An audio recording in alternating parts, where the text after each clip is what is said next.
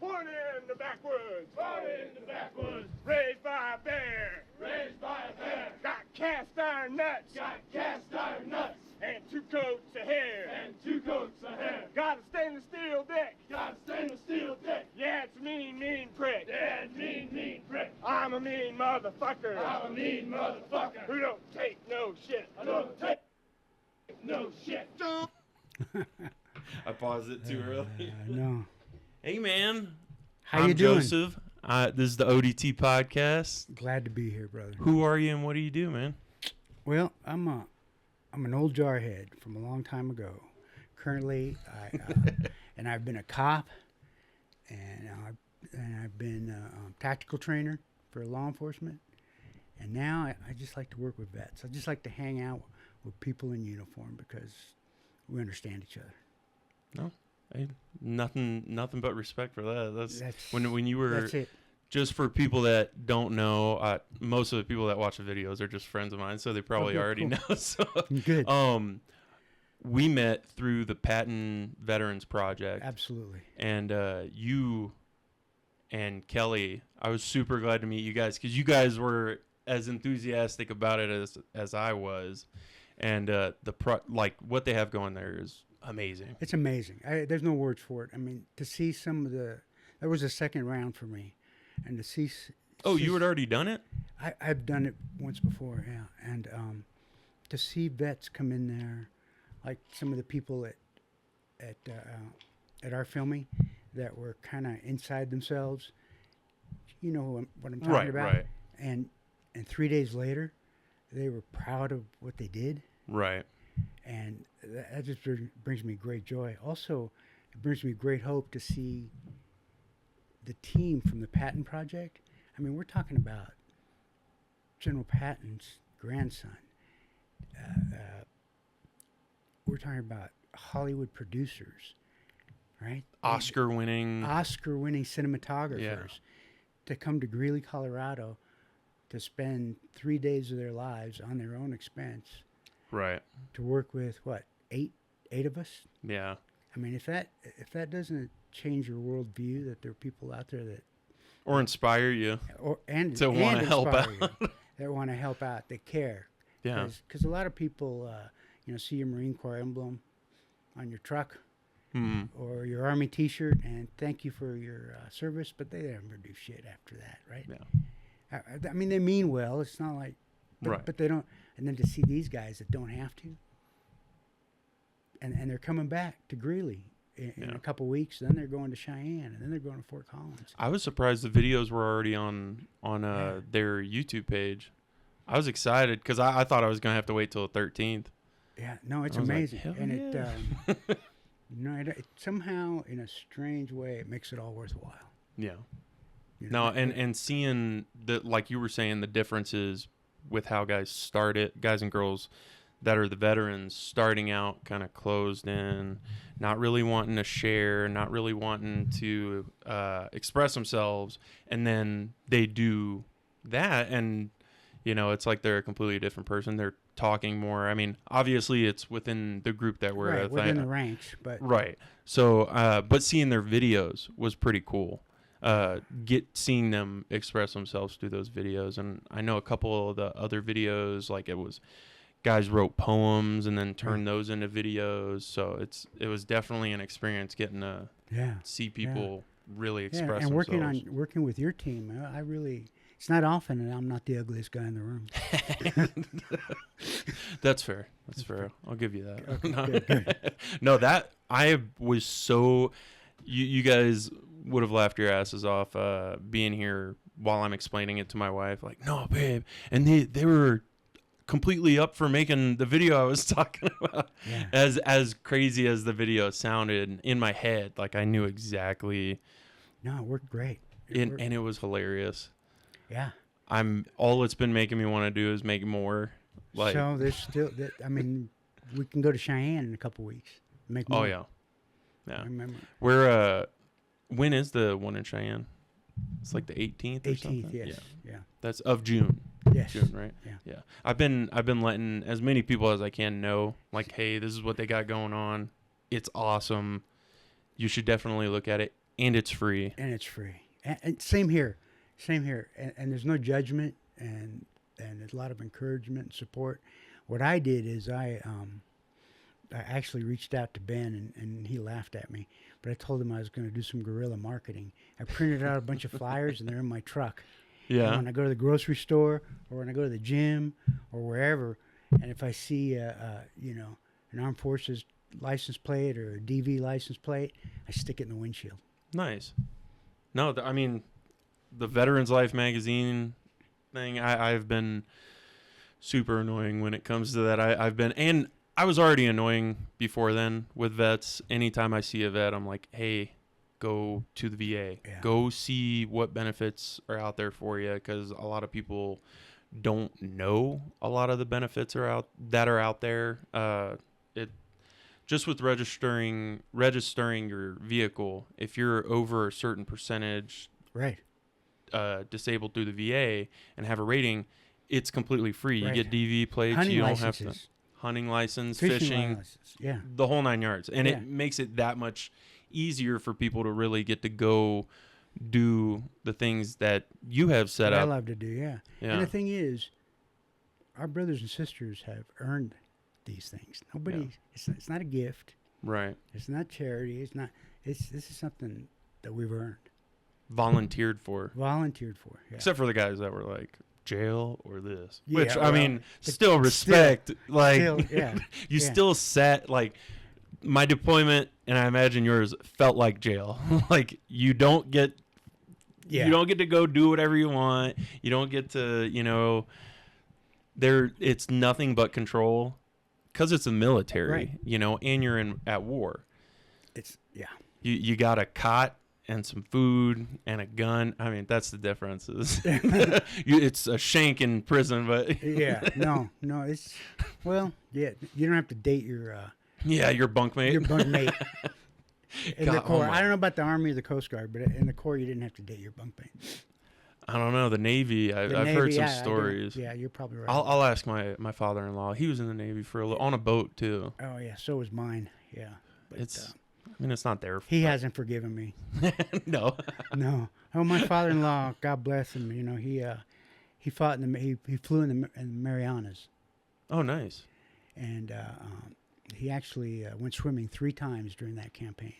You were telling me about that. He got shot down 3 times, and my favorite, he passed, God bless him, but my favorite topic at Christmas and Thanksgiving was, in the Marine Corps, they taught our aviators to shoot the other guy down. Not get shot at.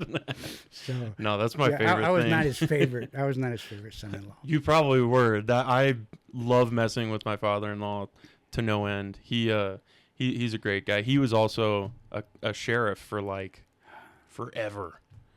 I think like around 20 years or something. But man's like 6'9", 6'8", big burly dude.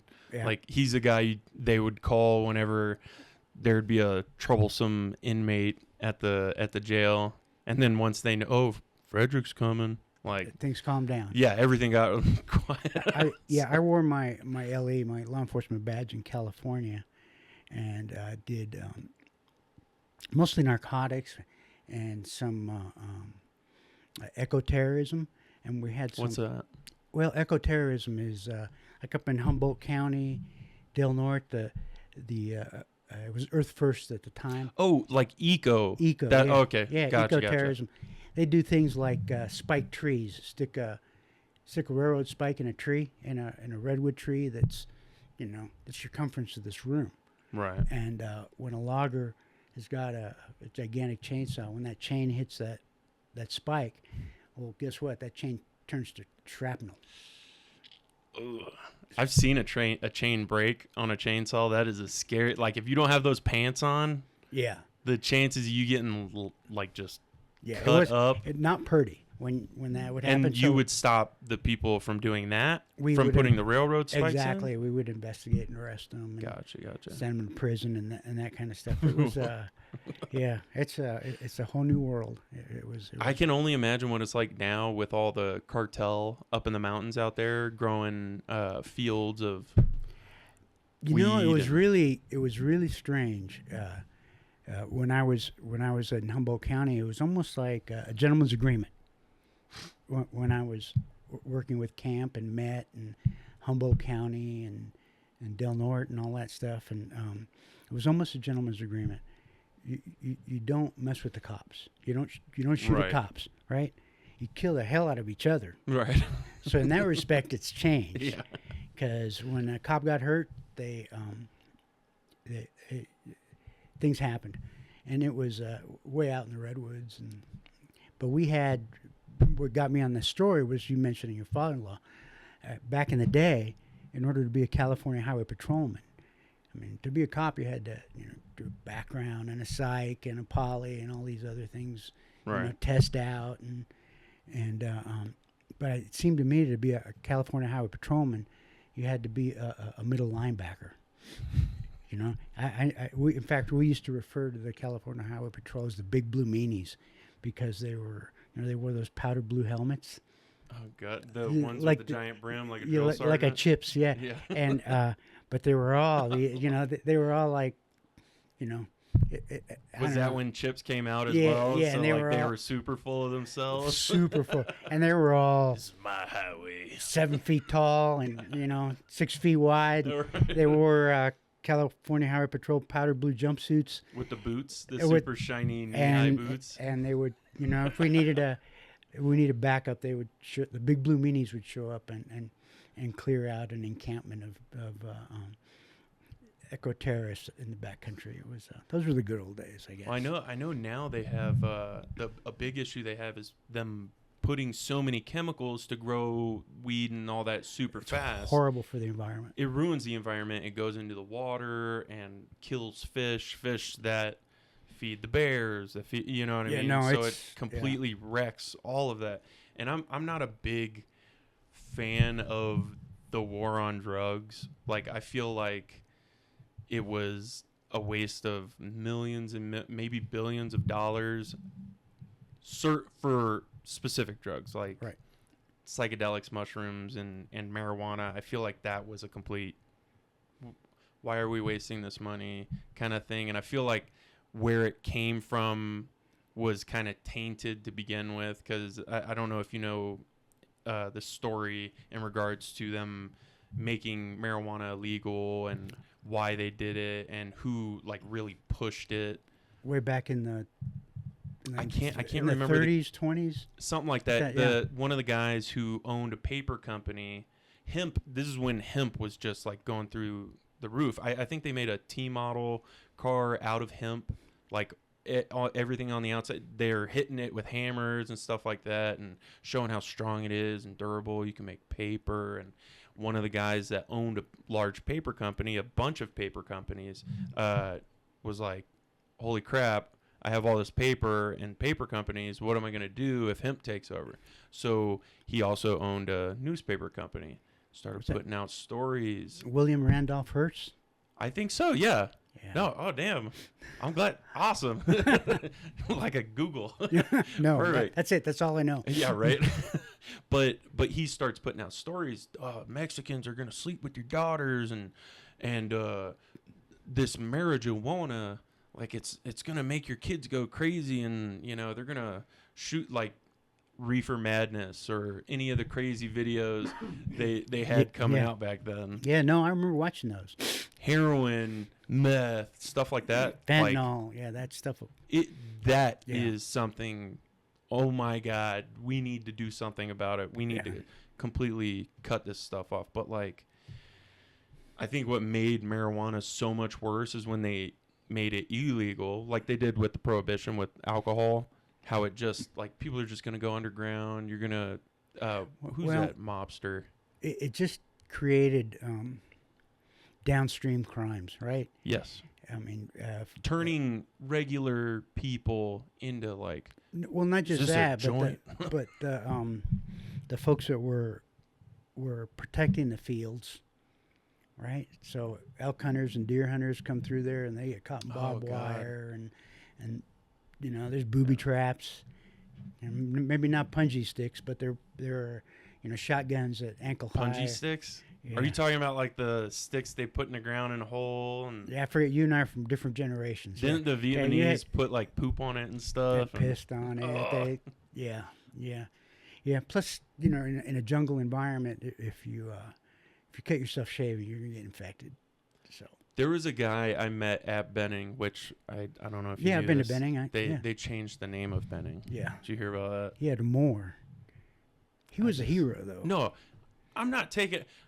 Benning's Benning to me. I'm always going to call it Benning. Perfect. If anybody changed the name of Camp Pendleton, I might be twisted, but you know what I mean. Like that was home. And I'm not even infantry. That was just my first duty station. But and the museum that they have out there is a beautiful amazing. place. Yeah. But it shows all those booby traps that they would make, the little holes going into water and then out of water, but then you're stuck there and it's just water. So now you got to backtrack. The amount of bravery and the size of their, I don't even know how they fit in those holes. You know, with nuts that big. Stuff was, I mean, those guys were, they were warriors. I mean, every generation, but yeah, they were tougher than I like to think about.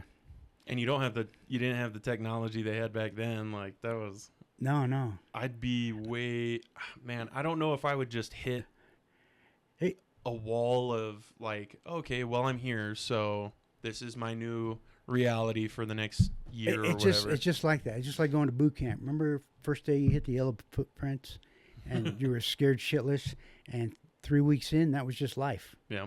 Right? Oh, yeah, no. We just yell, drill sergeant on deck. That was just life. That's how life went.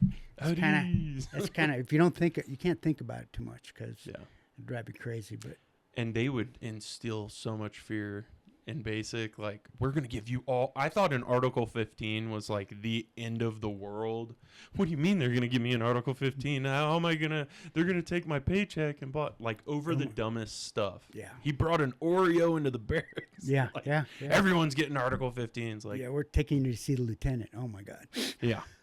So, yeah, no, stuff like that would freak me out. But I'm definitely, the amount of bravery people had back then, not just in the military, but in law enforcement as well. Like, it was a mixture of not knowing who's like a really good cop that's like really there to help you, or like the guy who has crazy power. There's no body cams. Like, who knows what was going on back then? But like, still, you don't know who you're pulling over. Yeah, technology is definitely an advantage. Oh yeah. Nowadays, but especially where I worked. In familiar at all with Humboldt County. It's one of the largest counties, northernmost on the coast, with probably the smallest population. Probably, it's like being in Wyoming. There's nothing up there except it's all redwood trees, right? I got to drive through there. I did a job up in Beaverton, Oregon. And Portland during the protests. They were like messing with banks, and one of the banks was Wells Fargo, and they were going through a lot of stuff around that time, so they contracted us to be in the bank just in case protesters came by. We could like get them out. Yeah, I'll have to dig through my archives and send you some pictures of. No, if you got any pictures, we can, whatever you talk about. When I edit this, like I'm in no rush. We can pop whatever up. Yeah, no, I've got on there. I mean, these are, I don't know if you know what it is, but it's an actual picture. You take a picture and then you send it to the developing place, and 2 weeks later, where they used to have a little hut. Exactly. I remember the 90s. They still had that in the 90s. Exactly. I gotta go take this out to the photo place. Yeah, I mean, I'm old, but we didn't use, we didn't. I mean, it wasn't like it was a piece Rock of granite and chisel. Okay, we actually had stuff developed. I can only imagine what it was like having to bring embarrassing photos or intimate photos to those places. Like, oh, hey, can you develop this real quick? But not look at it. Yeah, don't look at any of it. Yeah. Well, now I'm going to look at it even harder now. So that I don't know if I would have picked that job. That would have been. Yeah, no, because there was. Up in Humboldt County, some of those girls, they didn't shave. Oh, God. And they didn't bathe. And, was this the 80s or the 90s? It was the late 80s. Yeah, it was late 90s, early 80s. It was, yeah, that's all I can say. It was a hairy time. It was a hairy time. I have kind of a different little background. You know, I was, my parents are from Spain with a name like Dimas Mederos, right? Definitely a unique name. Not in Spain. Not in Spain, Joe. Joe would be a unique Joe name. is a unique. Bob is a unique name out there. But my father was a physician, and he decided that he liked, surfing and snorkeling and diving and all that stuff. So he took my mother and I, and we went to Cuba. Or actually, I was born in Cuba. I'm going to correct that. He took my mother to Cuba, and then I was born there. And then that little thing with Fidel Castro happened. Where God. It wasn't too pleasant. And What year was that? Or decade? 60, 58, 50. How old were you? I was just an infant. Itty baby. Yeah, but Itty bitty baby. but we had to bail because, like any communist takeover, like the Bolsheviks, Russia, everything that we've all read about and studied at war college, things like that, it's always get rid of the intellectuals and the educated people, and so Unless they think how we think. yeah, unless they think how we think, exactly. That had to be terrifying. I don't remember. You didn't, yeah, but for your parents, I can only imagine. Yeah, so they stuck me on my father and my mother and I on I think it was probably a Cessna 150 back then instead of 152, and just left everything, absolutely everything they ever owned, because if the communists saw you leaving the house with a suitcase. Right. They knew something was up. Something Kind was of up. like North Korea. Yeah, like North Korea. You can't exactly go to the bank and withdraw all your money, and so we just bailed. We just went. Did you have family that was still there? Yeah. I know in North Korea, if you leave, then your cousins and brothers or whoever's still there gets punished. We had some of my mother's family that was there, some aunts, and my father's mother was there because she came to live with us. But my dad obviously didn't want to talk about it very much. Right. And so I'm blanking out or missing some details. But we left and went to Florida, and then from Florida to California, and that's where I grew up. It was interesting. I had to learn a new language, and my father went from being a surgeon to a dishwasher at McCulloch at the chainsaw company. Jeez. So, but life's been. That had to be such a culture shock. It's really weird. It's kind of like boot camp. If you're poor and you're going through hardships and you're working, it's almost like you don't know it. Right. Like you not go numb, but you kind of get a little. You dull your senses yourself so that those things that normally would be an oh my god, this is horrible, aren't as bad in your mind. You kind of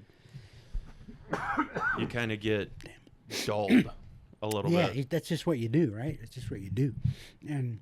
But we had a really good life because my dad was a smart guy, and he said one of his favorite sayings was yeah right, because by the time I got to kindergarten, I went to kindergarten in Watts. I was the only fair-skinned guy. I mean, if I should Watts. Mm-hmm. Jeez. So my kindergarten school picture, you can pick me out. Where is he? Oh, he's right there. Ragged. And then by the time I was in high school, we were living in Redondo Beach, had a nice house. Yeah. What was your dad doing then? He actually became an engineer and went to work with. Nice. He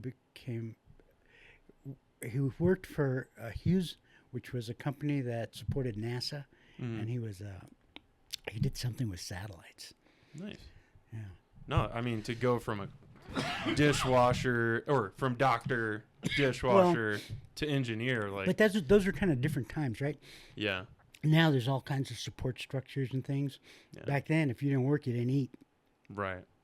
So, Suck it up, move on, drink so water. to learn an entire new language. Yeah. So engineering, math is math. Right. To learn a new language and medical terms, and then pass a medical board in a different language. Man. So to have to do all that, would take time. And in the meantime, you have to feed your family. Right. But when we were living in Redondo Beach, and surfing every morning, and people would say to my dad, "Man, you're really lucky. This is a beautiful place." And my dad would always say, he'd just laugh and say, "Yeah. Seems like the harder I work, the luckier I get." Right. And that was his motto in life. I mean, that's a good motto to have. Yeah, I'm really lucky. It's got nothing to do with the fact that I've worked my ass off. I just didn't stop. I just kept going. That's it. I kept going. And then that's how, maybe a combination of watching too many John Wayne movies, we were fighting the communists in Vietnam, what the communists did to my family. That's what inspired me to volunteer and join the Marine Corps.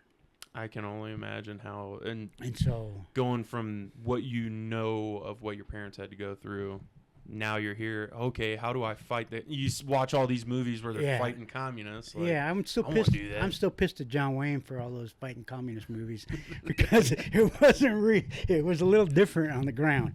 But it wasn't. I didn't just shoot once and then like everybody falls down. Yeah, it wasn't. No cuts. No.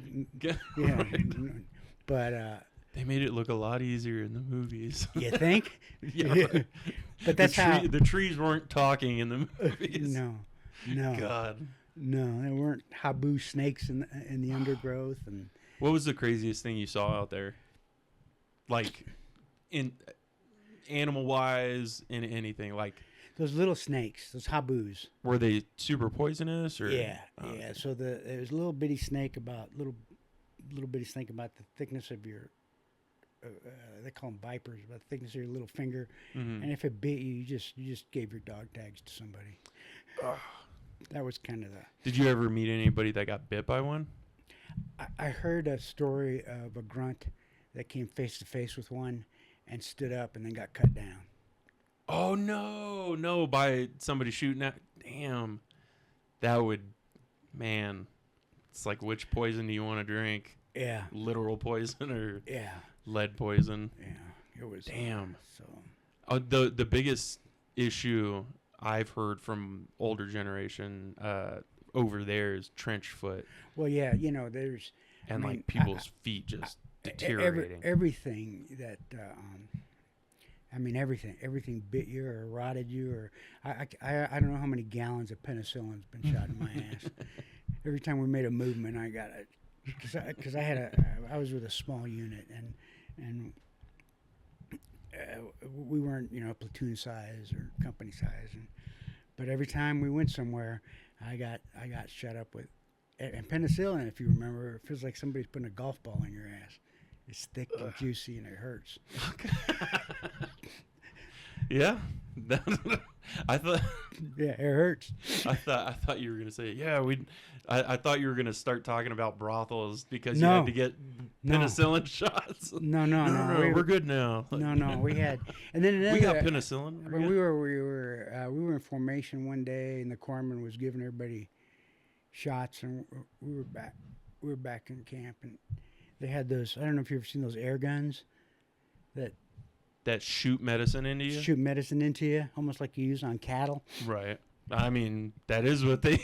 Well, the ones we use on cattle, that has a big-ass needle, but these used air pressure and kind of opened up your skin, and I don't know how they work, but a couple guys standing in front of me, the corpsman told them not to move, and they said, "What?" Just as the corpsman pulled the trigger, and it's like taking a razor blade to their arms. So there's little stuff, weird, the stuff that you expect to happen happens, right? Right.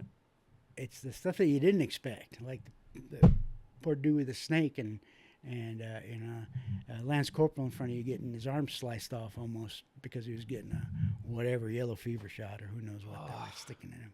Jeez. That's the weird crap. Does that make any sense? No, it does. The weirdest thing that I got to see while I was deployed was the kids that were out there just by themselves, like little 8-year-olds climbing over the not HESCO walls, but like Yeah, the HESCO walls.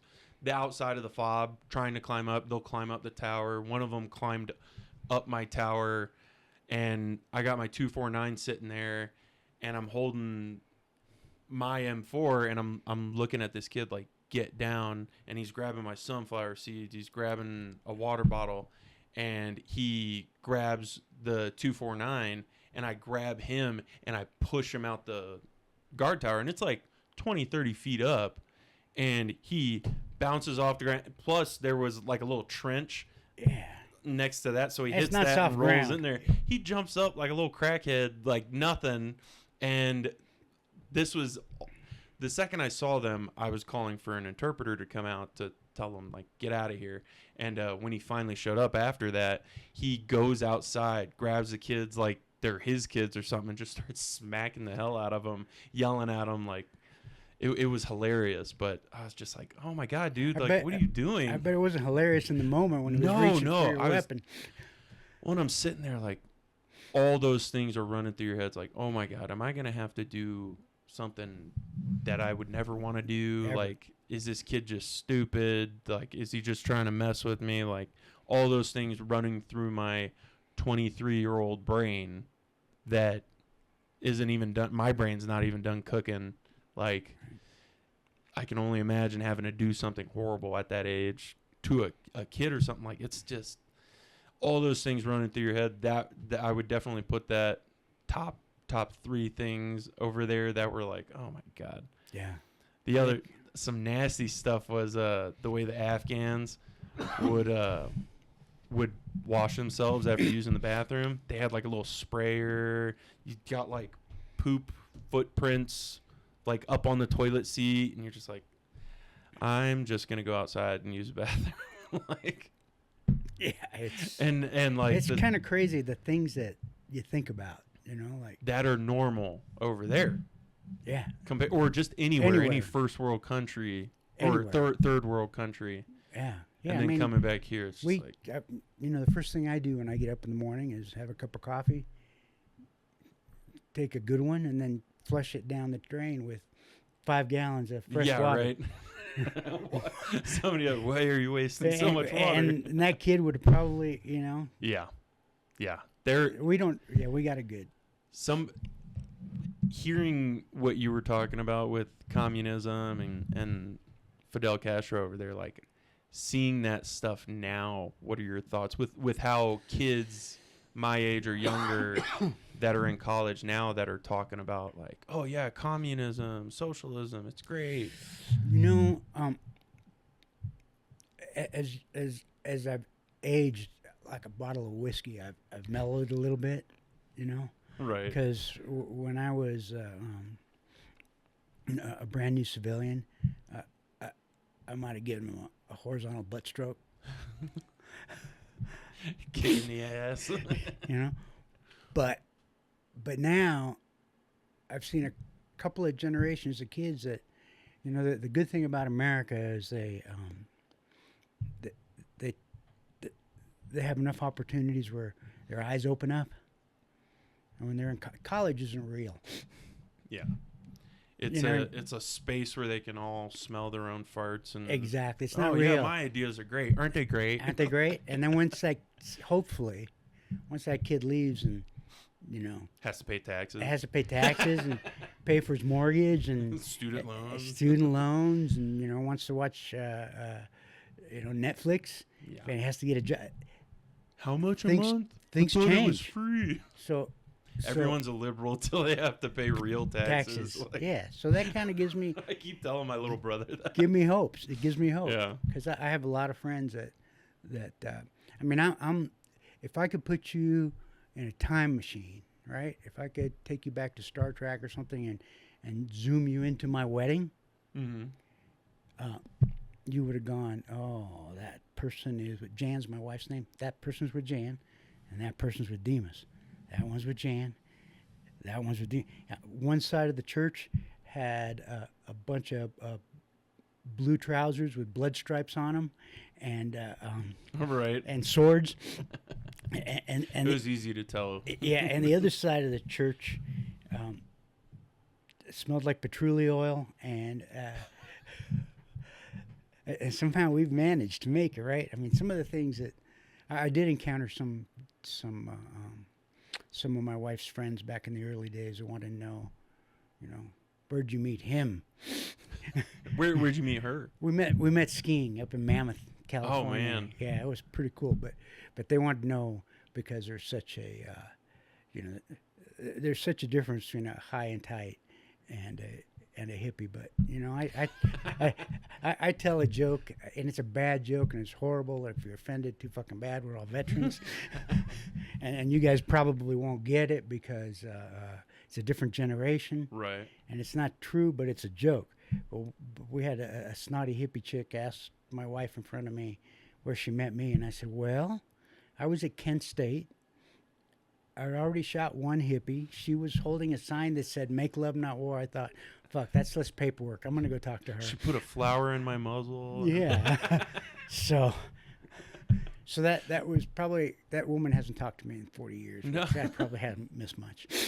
I definitely have some family that's more like that, where they'll cut you off for jokes. Yeah. Or opinions just in general. I can only imagine. Oh man, especially back then. That's yeah. What was it like coming back from that to hippie area California? Well, when we were doing the patent project mm-hmm. a couple weeks ago, one of the ladies asked me if I still had my uniform. She wanted me, and the best thing I can tell you is when I got home, I burned all my uniforms. You did. I remember hearing you say that too. Yeah, and I wasn't the only one. Yeah. And so, because of what preceding generations have done, because of what Grenada and the Gulf War and what you guys have done, you've regained our honor. The military's honor. So, right. So now I regret burning my uniforms, but back then, I just wanted to grow a ponytail, go surfing, and be left alone. No, that makes sense too. You guys came back around the worst time to be coming back from a war. Especially the Vietnam War. You know what really pisses me off? What? What really pisses me off is short hairstyles are in vogue right now. So when I came home on leave, when I got Liberty for the weekend, or I got a weekend pass, every son of a bitch in the world knew what I did for a living. Right. Because I had a high and tight. And now high and tights are in style. They all had ponytails. So it would have been so much tie-dye easier. shirts. Yeah, it would have been so much easier to blend in nowadays. It's coming back now, or coming back from Afghanistan in the 2000s is a complete 180 compared to what you guys came back to. I mean, I hopefully you never got spit on or anything like that, but I can. It was. I don't even know how to put it. Where obviously the Afghan and Iraq war were just like. War sucks. Yeah, like it after 9/11. Okay, I'm just as pissed as everyone else. Let's go kill the bad guy and end it, and that be it. After like 3 years, it's like what are we doing? What are we doing now? Are we toppling their government? Are we there for oil? Or are we like what are we here for? No, I get it. To this day, when people ask me about my politics, I tell them that everything I need to know about politics I learned in Greek studies at UCLA. Poly means many, and ticks are blood-sucking parasites. That's good. I like that. Because, politicians didn't do us any favors. No. And they didn't learn from it, and they didn't do you guys any favors. And they're still not doing us any favors. No. I mean, now we're in 2 proxy wars. One real proxy war, Israel, like they're kind of doing their own thing. We're just helping fund it more than we already were funding it. But like Russia and Ukraine are just like we've poured billions, hundreds of billions of dollars into that place, and there's no accountability of where that money's going, what it went to, or anything like that. And I don't think it's any different than anything else that. How much money did we spend over the 2-something decades in the Middle East? Like yeah, it's How long was Vietnam? Like a year or two? No, I'm just kidding. No. I'm just kidding. Well, Vietnam actually started in the late 50s with the French. Yep. Like 58 or 59. Yep. And then the last guys came out in like 74, 73. That's a long ass time. Yeah. To be in a little country the size of That doesn't want you there. Like that, I think that's the worst part is whenever you're war in general, whenever you're the opposing force in a country where no one wants you there, except for handfuls of people. Like when you go on convoys and you see some of these villages that are just taken over by Taliban or ISIS or whatever, like just rebel groups that are trying to control whatever they can, and then the second we leave, they just take over everything. Like, I mean, that's what's one of the famous battles in Vietnam that movies have been made about. We Were Soldiers, the one with Mel Gibson. No, but Hamburger Hill is what comes to mind. And I don't know how many men we lost, and then we got to the top, and it was like, I don't know what we did. And then we went back to the bottom of the hill, and we left. Did it. What do we get? What do we get? Yeah, yeah. I mean, I have friends that are still paying for. A friend that he flew first air cav. He was a young butter bars lieutenant. Now he's a brig. Lives in Fort Collins. Great guy, wonderful leader. Goes to the VA once a month to check on his Agent Orange. Yeah, exactly. I was hoping you weren't gonna say Agent Orange. That we the guy that we thought was my grandpa, turns out he wasn't our grandpa. We went through Ancestry, and I was like, oh, okay. Like my family's fun. But aren't they all? yeah. The guy we thought was my mom's dad, he ended up dying of Agent Orange. And then the guy that ended up being my grandpa is he ended up dying, but it wasn't from Agent Orange. He was in Vietnam, and I at least got to like spend some time with him, look at pictures. But he was towards the late stages of not cerebral palsy. What's that other one? Parkinson's. Parkinson's. But was it Parkinson's? Where you get real shaky? Yeah, he couldn't talk. He couldn't, like, the whole 9 yards. But the VA was amazing with him. Good. Built him a ramp on both sides, put in a little elevator thing in the garage to get him up and in the house. Like, good. They really took care of him in that sense. And well, we're really blessed here that, I mean, we live in a wonderful part of the country on the Front Range of Colorado, right? Oh, yeah. But we also don't have such a high population in general, and vets in particular, that the VA can't take care of us. I mean, if you're in the VA in San Diego, right, your waits are longer. But we're really, anybody that has the opportunity to take advantage should. That's why I'm constantly up people's asses about that. Like this, because the first VA I went to was out in Georgia, and it was okay, but it was that. Like, you remember you've been to Benning. Yeah, You remember those old barracks that were from, like, the 60s? Yeah. Those are still there. Yeah, like musty Quonset huts. We went on post. Our first house was on post at Benning. And when they were giving us our tours of the housing, they were like, we were like, hey, what's that stuff coming up between the cracks of the tile? And they're like, oh, that's glue. That's glue. They had to level the tiles out, so they just put more glue under it to keep it level.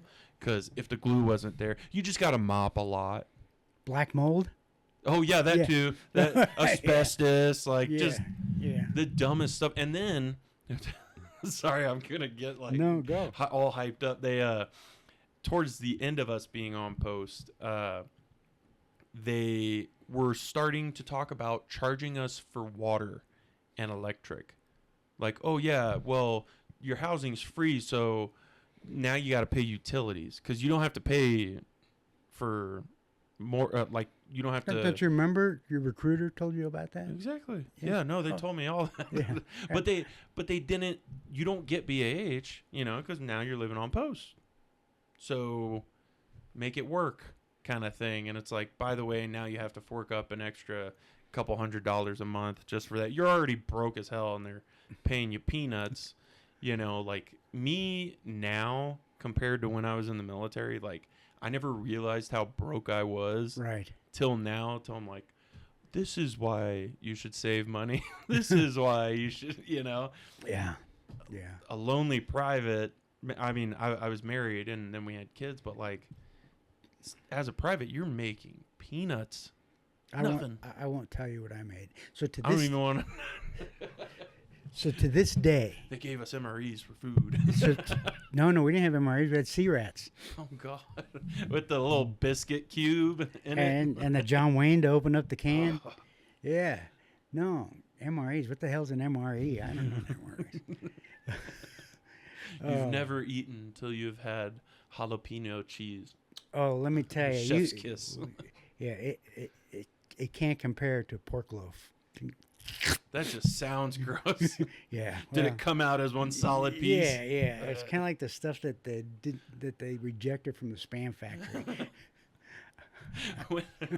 I spoke with a cook once that was telling me the process of how they're making the eggs, how they're making the food. Like, after that, I'm like, I'm never eating at the Defect again. Oh, that is disgusting. So we just boil everything. I was a dumb shit Lance Corporal E3, and I don't know what got me involved, but there was a bottle of Crown Royal and a bunch of NCOs and some cards, and I lost a month's $227 a month. So in a bet? Well, playing cards that night and getting drunk and throwing up and so I always tell everybody when anybody asks me if I want to go to Vegas or, put $10 on the Broncos or whatever it is, I was like, I got shot at for 30 days for free because I lost a month's wages. I ain't never doing that shit again. I remember my entire platoon putting together $20 each, and some guys were putting in like $100 each. When the lottery got up to, it was the Mega Millions. It got up to like 100 million or 300 million, some crazy. It was back in like 2010, 2011, but it got to a crazy high amount. And we're like, okay, if we all go in, we could win. It's like, no, there goes our money. Yeah, if a gunny's giving away whiskey, don't play cards with him. That's my lesson of the day. I brought some cards and some chips when I deployed. I kind of made some money, but the second I started losing some, I was like, all right, I'm not playing this anymore. No, it hurts. I learned my lesson. Mainly because I had the wife at the time back home. I'm not trying to leave her destitute with no money in the bank. Right. But luckily now, I don't know how they did you guys in Vietnam, but now you get hazard pay. Like when you deploy, you get a good amount of money that if you put it to the side, save it, after your deployment, you can have a nice little chunk of change. Yeah, it wasn't a lot of thinking about the future. Yeah, that's fair. They're edging their bets that you're just gonna get shot. Yeah, there wasn't a lot of I didn't. Of course, I mean I didn't have a family. It was just me, and you keep bringing. Because I don't talk about this a lot. So I remember you asked me coming home memories. The only bad memory other than burning my uniform and wishing I hadn't is I had a welcome home party, and all I wanted was a Coke, ice cold Coke. That's all I wanted. I just wanted an ice cold Coke because everything tasted wrong. And hot and sweaty and humid over there. And hot and sweaty and humid in the Philippines, and hot and sweaty and humid in Hawaii, and hot. Anyways, I just wanted an ice cold Coke. I got home. My dad picked me up from the airport, LAX. Got home, changed into civvies. Wanted Coke, and my mom and all my friends were there, my high school buddies and stuff. And my mom was like, "You can't believe what you put me through." I It's like, thanks, Mom. Can I have a Coke? I'm sorry. Yeah, I'm sorry. I'm so glad. I'm back though. No harm done. Yeah, I won't do that again. I promise. I'm sorry to upset you. What'd you do? How long were you still in after you got back? Like 6 months. It wasn't. I had. I mean, I don't know why I'm complaining. I've told you before.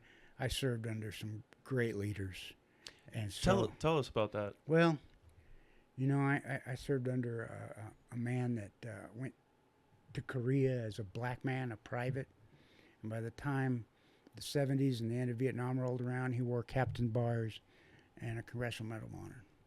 So to have a company commander like that was, you know, we were just blessed.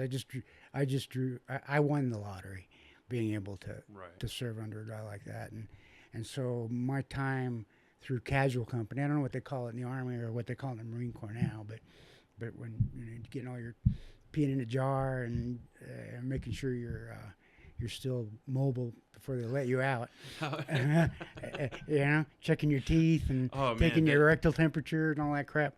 Oh, yeah. We called it casual company, and you know, just being one of Captain McGinney's boys was it was like winning the lottery. So I really feel what did he get the Medal of Honor for?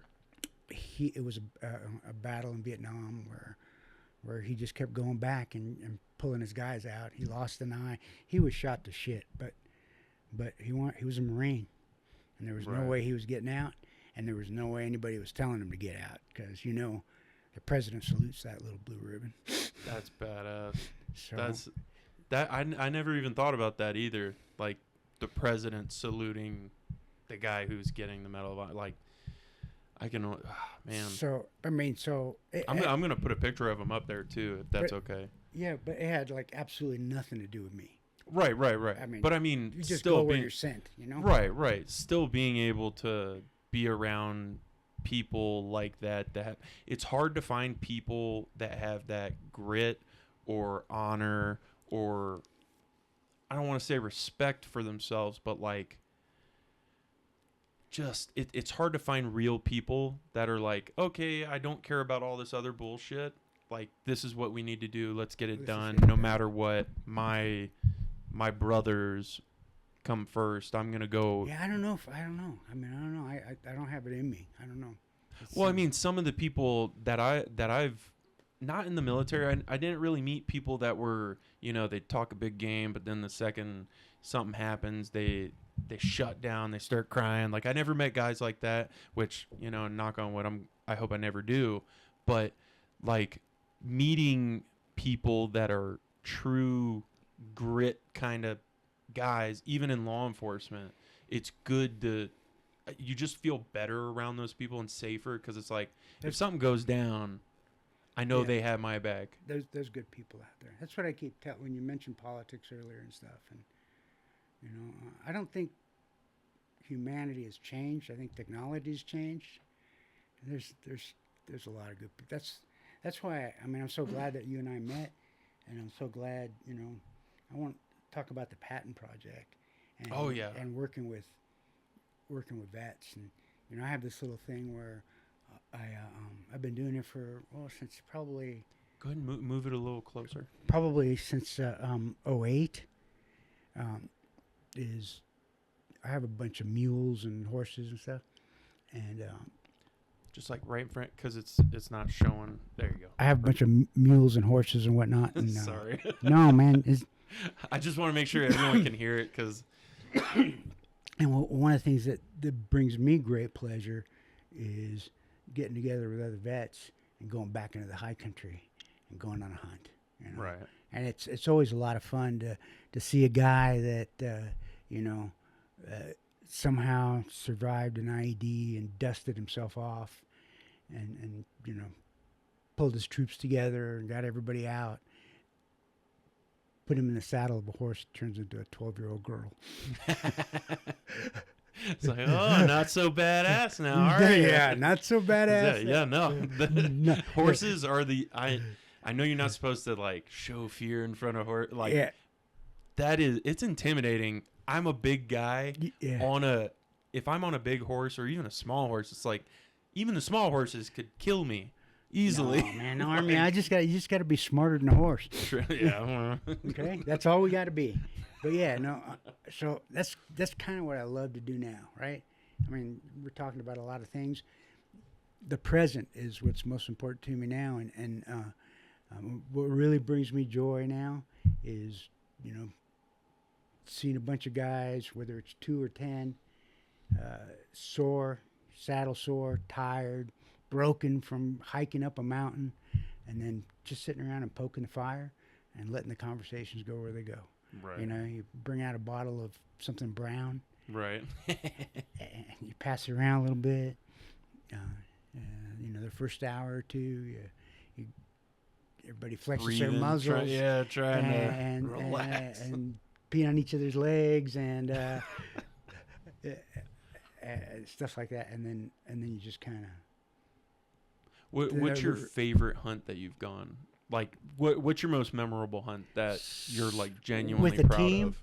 Yeah. The one I'm the most proud of happened in Craig, Colorado, back in I think it was 2006 or 8. There were 5 guys that we went on an elk hunt. And if any of you guys are guys and gals out there are hunters in Colorado, the average harvest is about 17%. So about 17 people out of every 100 that go hunting are successful. Because, elk don't like people. I'm that other side that was not successful. Yeah, elk don't like people. Right? Yeah, right. So we had one vet from Vietnam and 3 from Afghanistan, and 4. We had 3 amputees. One was a Special Forces medic who had pretty bad PTSD. You can only imagine what he spent, right? Sewing back up, right? And then Gunny, Vietnam guy, had lost both legs, stepped on a bouncing Betsy and lost both legs. Damn. And we went on an elk hunt to Craig, Colorado, and out of 5 guys, we got 5 elk. Nice. So, whether it's the universe or God or whatever your personal beliefs are, all the stars lined up, and everybody got an elk. We had great fellowship. And then the town of Craig, Colorado, kind of got behind us. Somehow word got out, and the meat processor processed all the elk for free and shipped it home to all, because a couple guys were from San Diego. That's one guy was amazing. from Maryland. The outfitter, everybody just kind of, and nobody wanted credit, nobody wanted their names put in the paper, Right. and nobody, because nowadays Just genuinely nice people. they just doing wanted nice to say things. thank you to 5 guys that deserved it, and it was really kind of a life-changing experience for me, because since that time I've been trying to do something every year with. Oh, trust me, I already chewed up your ear trying to tell you, like, yeah. hey, no, I really, I suck at hunting. So, Yeah. no, I'm pretty good, but I haven't gotten a bag an elk yet, and that has been my main thing. Yeah, they're Just to fill the fridge. I don't care if it's a cow. Cows eat good. You can't eat horns. Yeah, right. They look really nice. They look really nice, but then you got money. I'll for find the somewhere to put them. But no, that was a pretty special hunt, and to see, just like with the Patton Project, to see members of society or civilians, whatever you want to call them, nobody asked them for anything. Word just got out, and that little town of Craig they just knew who we were, I guess. Right. Because where we were hunting, and everybody just got behind it, and it was just good for my soul. I can only imagine, especially having those different generations all being in war. Yeah, and everybody got an elk. That's just. This is not some elk ranch where Right. You go. Yeah, they're all just sitting. It wasn't some high fence Right. corn fed. We were hunting Unit 3 in Colorado, all public lands, and That's yeah, amazing. it really was. So Did you guys all just shoot at once? Like, all right, pick it, ready? No, go. actually, it was a pretty good story. One of the guys, the first day we saw a couple hundred elk, and you think that's great. You think that's pretty awesome, right? A couple hundred elk, we all shoot at once. Doesn't work that way because a couple hundred elk have 400 eyes, right? And they're all talking. And they can sniff. So it was kind of the first morning. 3 of the guys got elk, and a fellow by the name of Mike Minen, he took a sniper shot to high in his back. So he's mobile, thank God. Is this the Afghan vet or? Yes. Oh, okay. He's mobile, and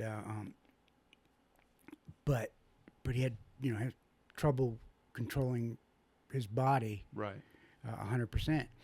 And what happened was he had a couple shots, but he just couldn't get a sight picture, right? The big heavy rifle.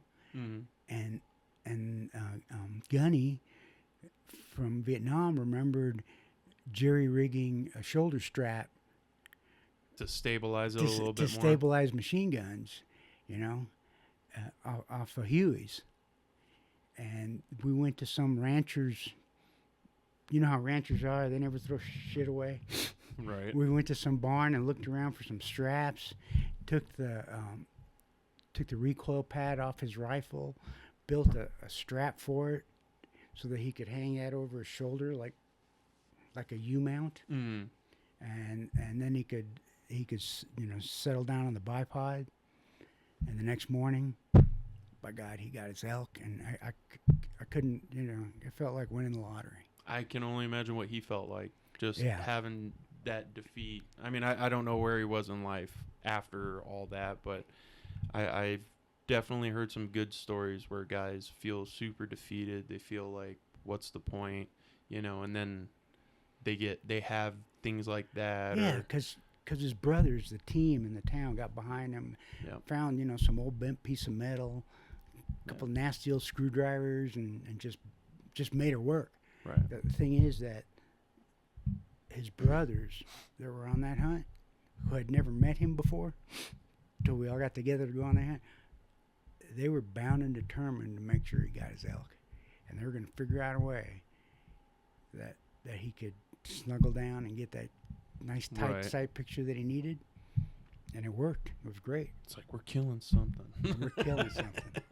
And No, then, that's- and then the town, I mean, it was, I don't know if you hunt much, but it's not cheap to have an elk processed by a butcher and then flash frozen and shipped halfway across the country, right? Or shipped to San Diego. And they just did it. We didn't ask for anything. They just did it. So That's amazing. I mean, I and that's definitely why- understand how much it's going to cost processing that. I have everything at my house, like to bring the, No, I do it all cut it. myself. Yeah. Yeah. I've watched. I didn't grow up with anybody showing me how to do any of that, so thank God for YouTube. Cause Man, you just cut and cook. right. But I've watched so many videos on processing deer. The first deer I ever shot was in Alabama, and it was a good shot and everything, but it was not. Yeah. It wasn't pretty. Yeah, it wasn't pretty, but I processed. I field dressed it out there. I did not realize how heavy deers were till I had to carry that thing. Yeah. But How many ticks they have? oh my God. Yeah, and then I'm like, this is when I was still in, so I literally bought a kiddie pool, one of those plastic kiddie pools, put it on the porch, and was processing it on the on the porch, and ended up using a Sawzall to get through its neck and stuff, all because I had never done any of this. I'm just like, best guess. But we processed it, everything, and like we ate it all. But it just, that feeling of being able to provide for yourself and I did this. Nobody else did it for me, that kind of like feeling. Yeah, and it tastes good. Yeah, and it tastes good, especially if you know how to cook it. Yeah. So, It's just a lot of garlic and a lot of olive oil. right. And a hot skillet. What'd your wife think of your little porch adventure? She was not a big fan of it, but it once we processed everything, she felt a little bit better about it at that time. So I'll tell you one last story, and I'll quit being the old guy with the stories. Okay? that's what we're here for, man. Yeah, I know, but I'm going to just tell you one last story. So it was Just a Humboldt little bit County, Humboldt County, You California. can move the whole. There you go. So my wife flew for Delta Airlines.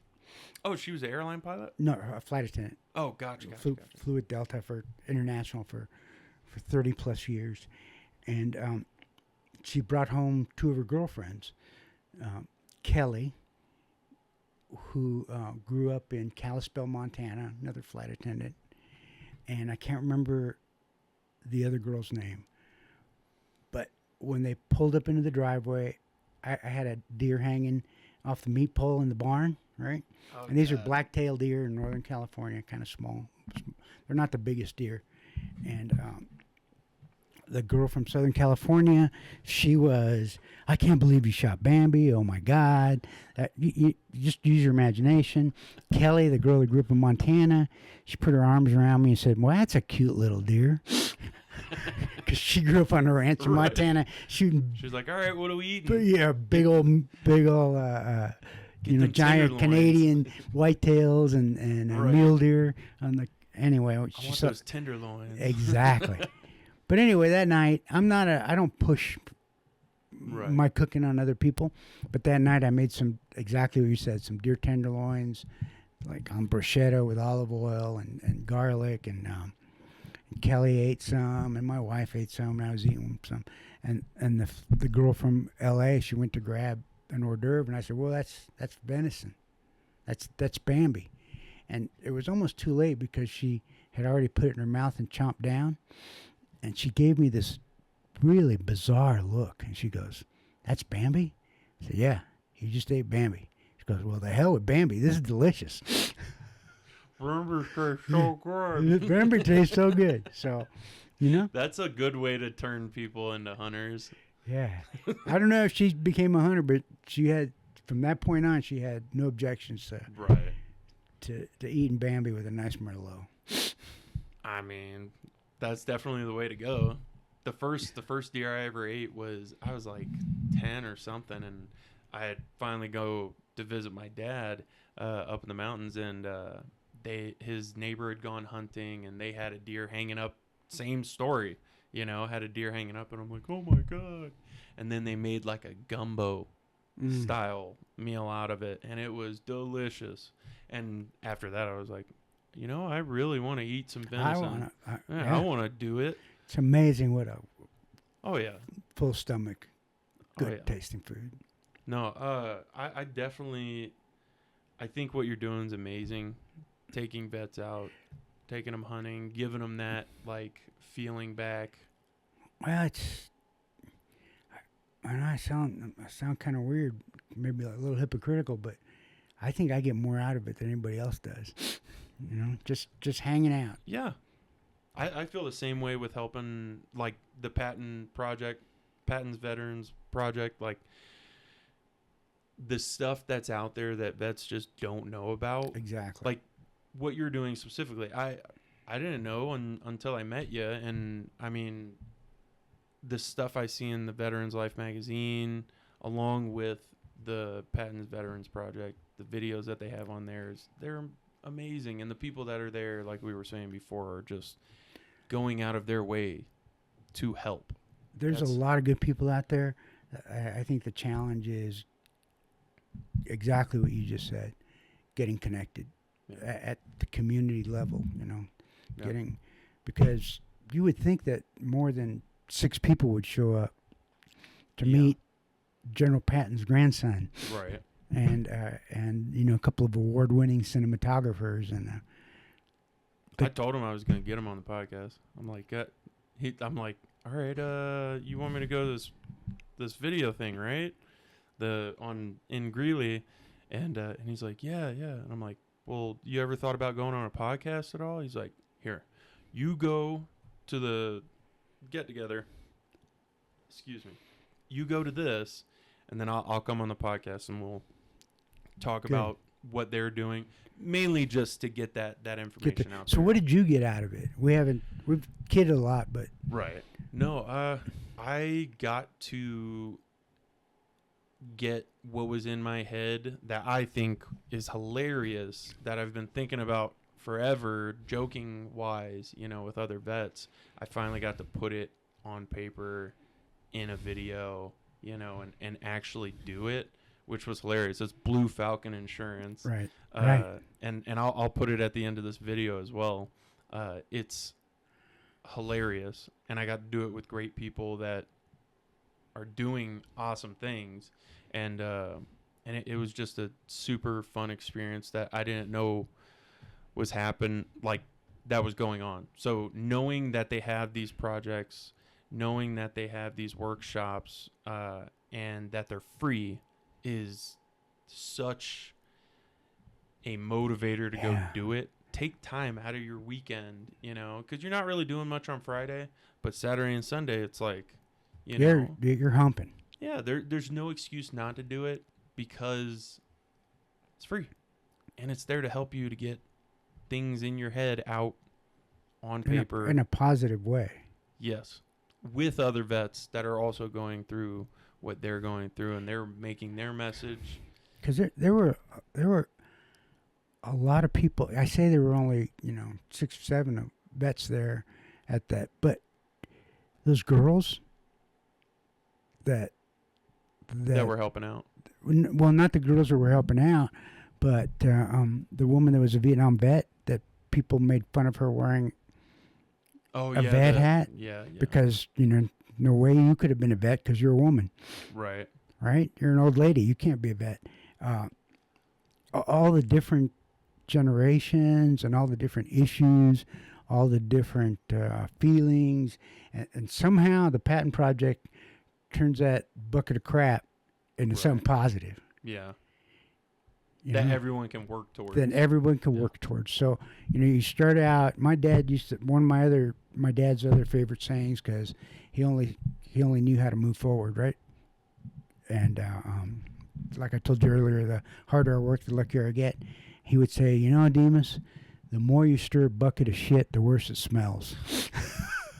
And I imagine you got to stir some shit in Vietnam. But the more you stir a bucket of shit, and so you just add some diesel. So the patent project we started.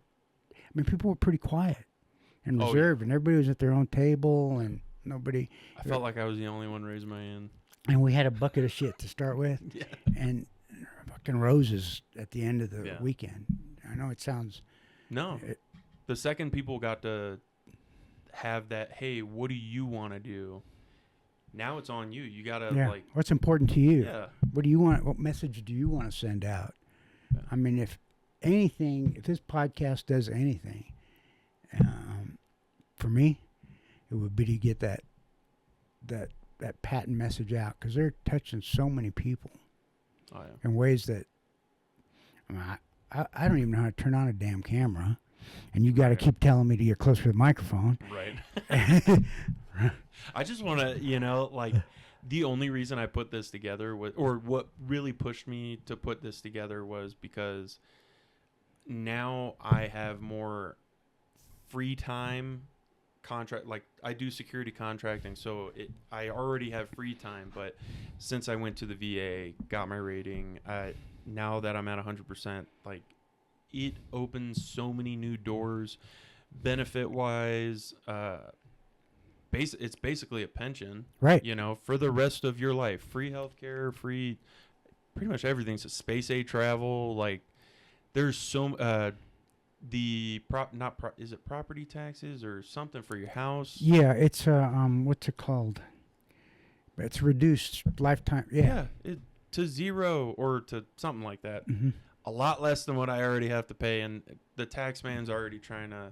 With Colorado, I don't know if you noticed your insurance go up, but with Colorado, it's gone up 40% compared to all these other states because of hail and inflation, and the economy is kind of crap right now, so that's not helping. But everything is just going up, and insurance is going through the roof, and being able to have those benefits that reduce those issues is so helpful and amazing that I can't help but want to tell a million other people, like, dude, go to the VA, go do, even if nothing happens, go see what options are out there. Because the patent project, that's how the lady you were just talking about found out about it. Right. She was at the VA and she saw a sign that said Patents Veterans Project, come down, do a little workshop for free. And she's like, I saw it and I just went. Yeah. Boom. Like, just go to the VA. Go do something. Go talk to somebody. Go. Let them know whatever, even if you're not having issues, let them know what you're going through, what might help. And there's probably a program out there. If you're having issues with weight, they just started a new program called Move at the VA, at the Loveland VA, where they have people with like bachelor's and master's. I don't know if they have masters, but they all have degrees specifically in regards to weight management. Oh, no and kidding. dieting, and like I haven't started the program, so I don't really know that much about it. But I basically told him, the nurse told me about it, and he was like, would you like to try this? And I'm like, well, what can they do?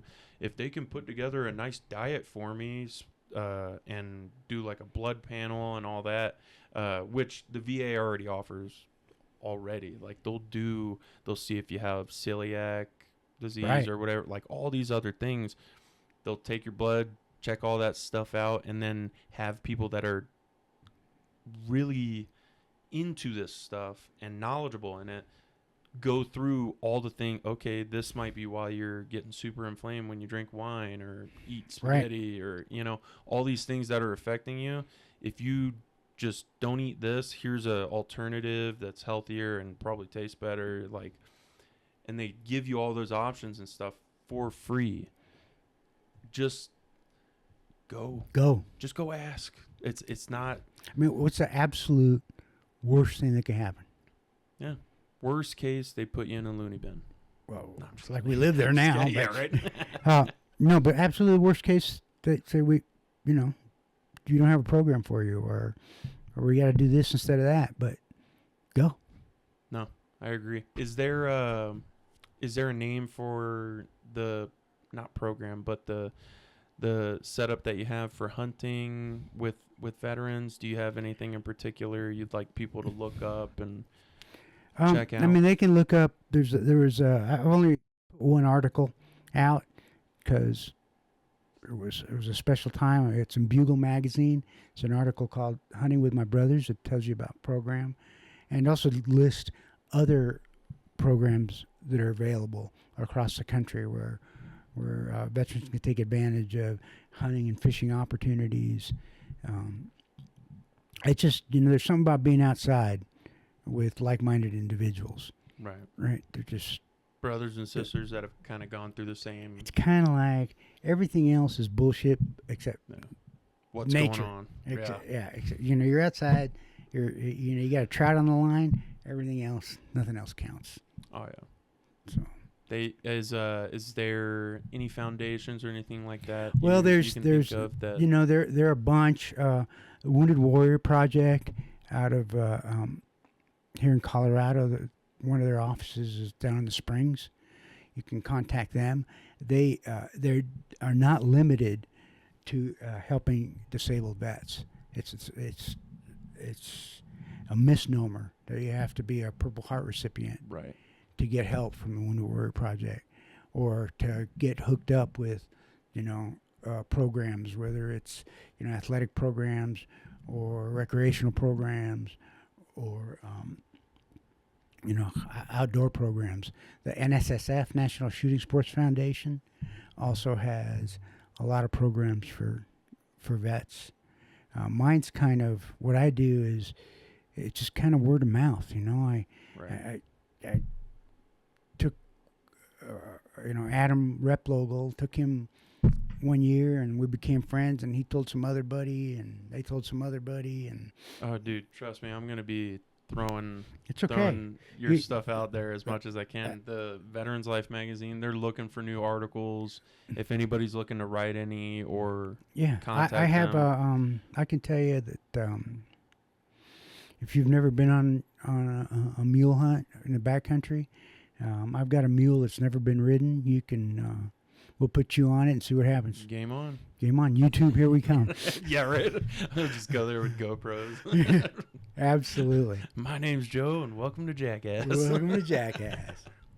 I am so glad I got you out here. Brother, this is a privilege. Thank you for coming out. But it's all about, the only thing you can do that would disappoint me is if it's about me. Because it's not about me.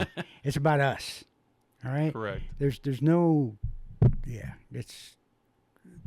We are the world. Nah, Yeah. No. it's a small. Yeah. You want me to break your camera? I'll start singing. And I sing so bad that my voice would break your camera.